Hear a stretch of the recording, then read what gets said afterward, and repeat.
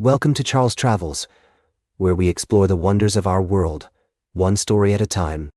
I'm your host, Charles, and I'm delighted to share with you today's top story from Greece, where the scorching summer heat has led to an unexpected closure of one of the country's most iconic landmarks. As I sit here, imagining the sun-kissed hills of Athens, I'm reminded of the importance of respecting the power of nature. The Acropolis, that majestic citadel of ancient wisdom, has been closed temporarily to protect both workers and tourists from the sweltering temperatures. It's a poignant reminder that even in our pursuit of discovery and exploration, we must prioritize our well-being and the well-being of those around us. As I delve deeper into this story, I'm struck by the resilience of the Greek people, who have been coping with extreme weather conditions for centuries. The Labor Ministry's decision to impose mandatory work breaks is a testament to their commitment to safeguarding the health and safety of outdoor workers. It's a heartwarming example of how communities can come together to support one another in times of need. As we explore this story further, I'm also mindful of the broader context of climate change, which is having a profound impact on our planet. Rising temperatures, more frequent heat waves, and unpredictable weather patterns are all reminders that our world is interconnected, and that our actions have consequences. It's a sobering thought, but one that also fills me with hope, as I see communities like Greece taking proactive steps to address these challenges. As we take a break from our journey, I invite you to reflect on the beauty of everyday life, even in the face of adversity. The Acropolis may be closed, but the spirit of the Greek people remains unbroken.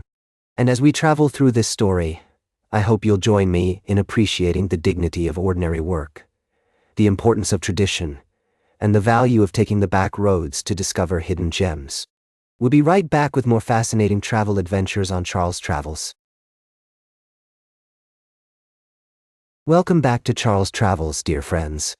As we continue our journey through the stories that shape our world, I'd like to take you to a region that's no stranger to seismic activity, Guatemala. A series of earthquakes struck this Central American nation on Tuesday afternoon, prompting authorities to ask residents to evacuate from buildings in case of further aftershocks. As I imagine the people of Guatemala City and surrounding areas, I'm reminded of the resilience and resourcefulness that often defines communities in the face of natural disasters. The 5.2 quake that shook southern Guatemala, followed by a wave of aftershocks ranging from magnitudes of 3.9 to 5.6, is a stark reminder of the power of nature and the importance of preparedness. As I delve deeper into this story, I'm struck by the images of damaged buildings and the sense of uncertainty that must have gripped the residents of Guatemala. And yet, even in the face of adversity, there's a sense of hope and determination that emerges. The nation's disaster response agency, by recommending evacuation as a precaution, demonstrates a commitment to prioritizing the safety and well-being of its people. As we explore this story further, I'm also mindful of the rich cultural heritage and traditions that underpin Guatemalan society. From the vibrant textiles and handicrafts to the delicious cuisine and warm hospitality, there's a deep sense of community and connection that defines this nation. And it's precisely this sense of community that will help Guatemala navigate the challenges posed by these earthquakes. As we take a moment to reflect on the people and places affected by these seismic events, I invite you to join me in appreciating the beauty and complexity of human experience. In the face of uncertainty, we find strength in our connections with one another and in the traditions that bind us together. Stay tuned for our final story of the day, right here on Charles Travels. Welcome back to Charles Travels. I hope you've enjoyed our journey so far today, exploring the fascinating stories and destinations that make our world such a rich tapestry. As we wrap up this episode, I want to take you on one more detour into the realm of literature and the intriguing tale of James Frey, an author known for his unconventional approach to writing and his latest novel, Next to Heaven. As we delve into Frey's story, you'll discover a man who has navigated the highs and lows of literary fame, from the controversy surrounding his earlier works to his current status as a provocateur in the world of fiction.